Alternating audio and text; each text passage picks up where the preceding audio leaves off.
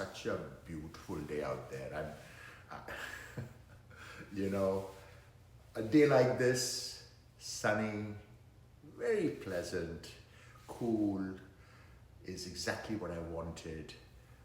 And I got it, and I ran, and I felt so great. And the beautiful thing about running is that when I finish, I get excited because I want to do a video. I love doing a video so that I can reach out to you with some thoughts. The very fact that I kind of feel accountable. I say, okay, I must let them know that I've done my run.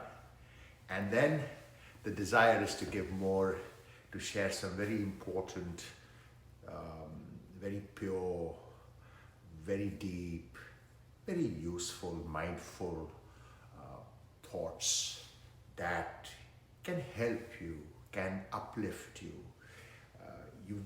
I've gone and done my run, but in the process, there has been an emotional, spiritual, and a mental, change in the positive direction that inspires me to come and do this video and share something which is deep. And today I'm going to talk about, resilience and how running helps you become more resilient in life. And in order to do that, very simply put, what is resilience? Resilience is the capacity to withstand or to recover quickly from difficulties in your life. Simply put, it's toughness. It is also the ability of someone to bounce back, also called elasticity.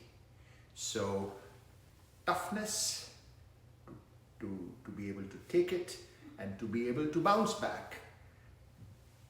Define how resilient you are, and what running teaches you about resilience is going to be told to you in a form of a personal story that I have about my last mile of my 26.2 miles when I ran for the first time in my life in a marathon. And it was mile 23 of my first marathon in my hometown, Toronto, back in 2018.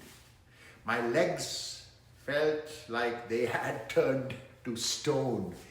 Each step was so hard. It was a negotiation between my mind and my body.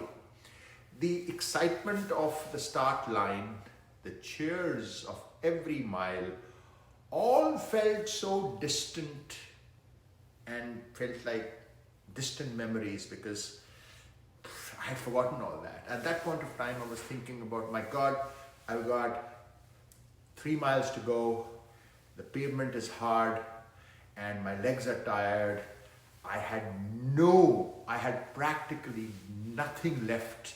My breath was ragged, my feet blistered, and suddenly doubt crept in.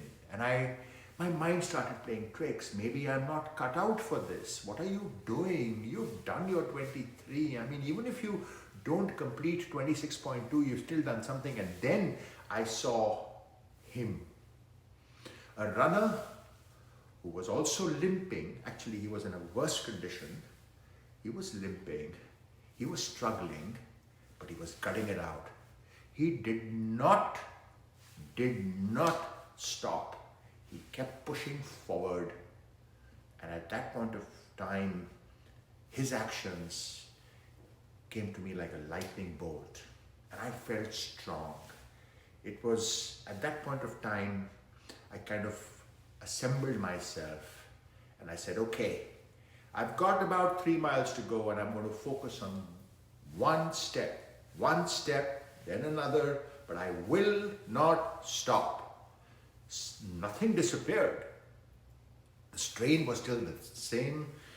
The pain was still the same. The distance was still the same, but the mindset had changed. Mile 25, I gave myself another push, which motivated me to reach mile 26. Mile 26 was when I could see the finish line, and when I crossed the finish line, pain got evaporated and pride and joy came in. That is what running teaches you. It teaches you that, that resilience isn't glamorous. There's nothing glamorous about it. It's not about effortless strength. My God, I just did it. It's about finding a reason to keep going when you want to stop. It's about realizing that your limits aren't fixed. They're just the starting line for something greater. Life, like a marathon, will test you. It will wear you down, but the finish line, it's always waiting for those who refuse to quit. Keep running and keep going.